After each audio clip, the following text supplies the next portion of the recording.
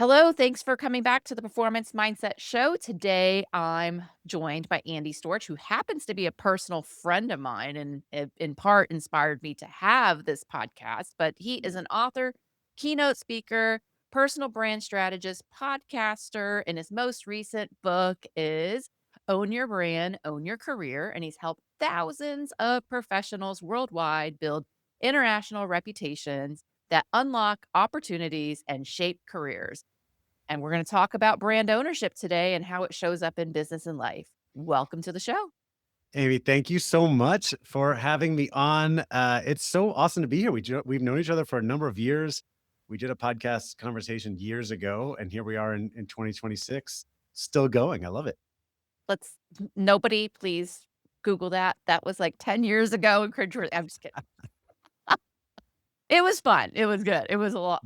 I mean, it's so cool how both of our journeys have like evolved. Parenting, speaking, running businesses, all those kinds of things. So we'll Mhm. talk about that, how mindset plays a part in it, and then your most recent book, which I find tremendous value from. So let's get into it. Let's do it.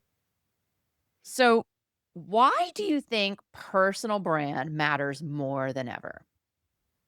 Well, for those that aren't familiar, your personal brand is essentially your reputation. It's what people think about you, what they know about you, what they might say about you when you're not in the room. And I think that idea of brand has always been important, what people think about you, but it's becoming more and more important as technology is doing more and more. We're in a busier world. There's lots of things going on. There's a myth out there among a lot of corporate employees, at least, that if I just put my head down and get my work done, I'll be rewarded for that.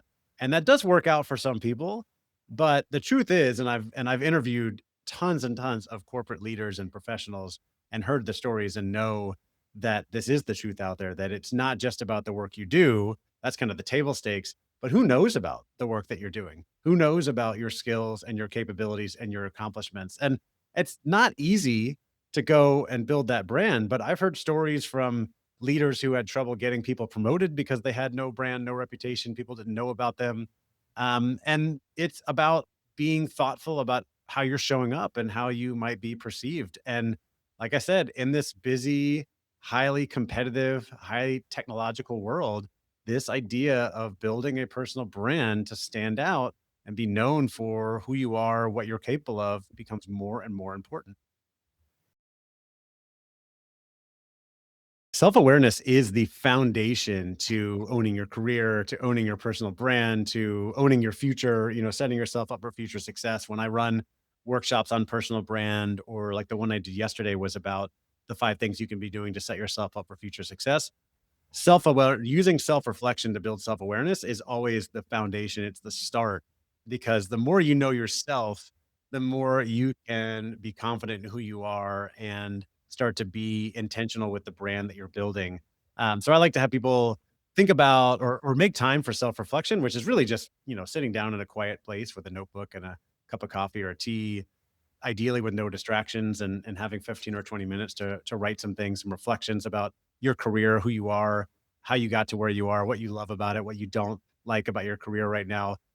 Starting to become more familiar with your strengths and your weaknesses. And by the way, most people are very familiar with their weaknesses. They can tell you right off the bat, like, oh, I know I'm not good at, XYZ. For me, I'm not very detail oriented. I'm not good at managing projects.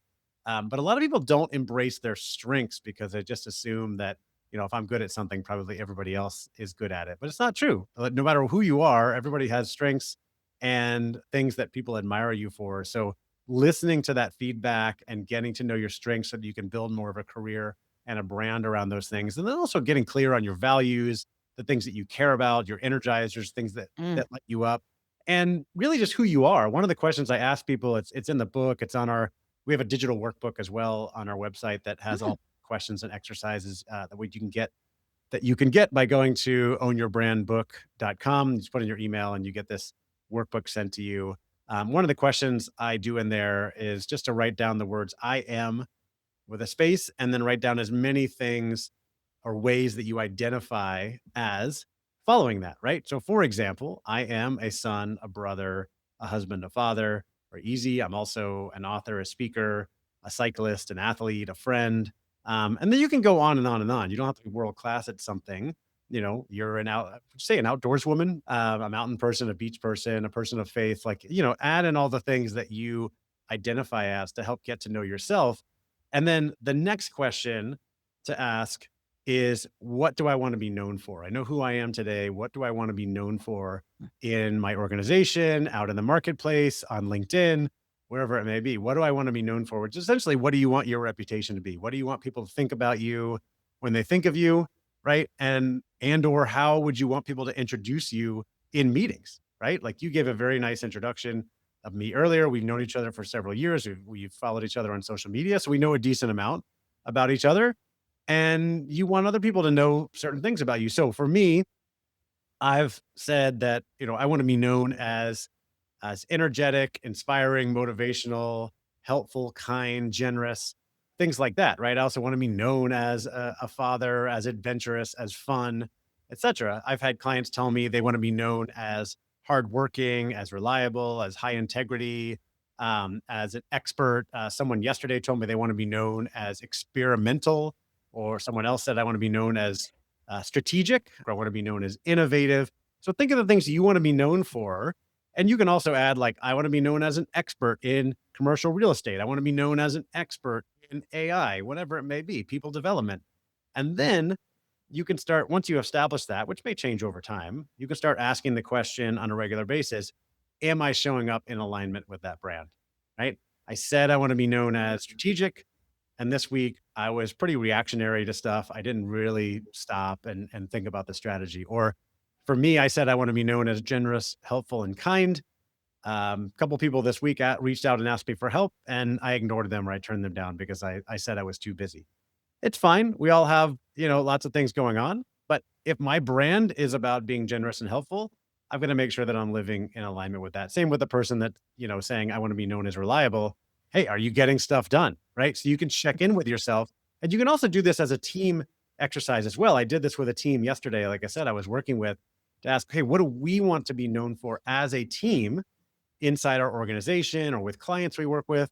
And we can check in regularly and ask, are we showing up in alignment with that brand, which keeps us intentional about the brand that we're building, both internally and maybe even externally as well. I think the hardest thing in personal branding or building your personal brand is finding that balance between letting people know about the work that you're doing, about your skills, about your accomplishments, without coming across as, we'll say, having a big ego, or bragging too much. I think that's the thing that most people are afraid of, because we were all taught to be humble, and no one likes someone who's bragging all the time, who thinks too highly of themselves.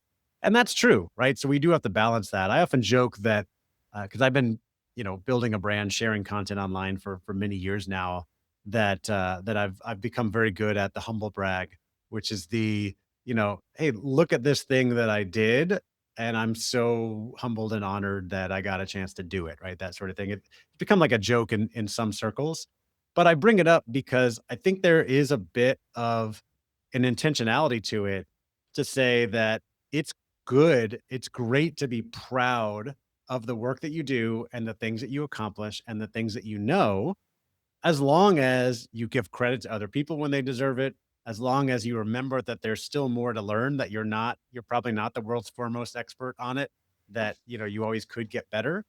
And I heard something once from an expert I follow in the consulting world named Alan Weiss, who said the difference between confidence and arrogance is, confidence is knowing the value that you bring to others, whether it's clients, colleagues, etc.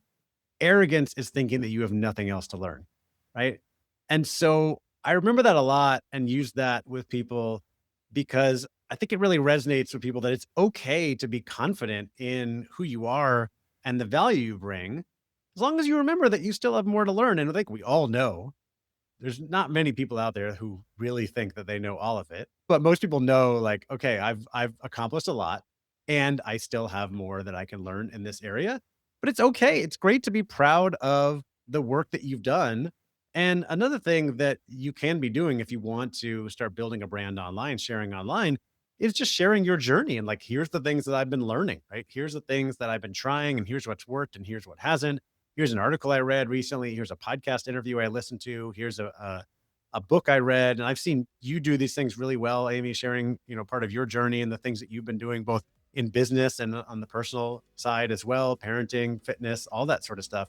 And I think people really appreciate that. We want the human side to know what people are doing and to be able to learn from real people like us, not just the famous gurus, if you will.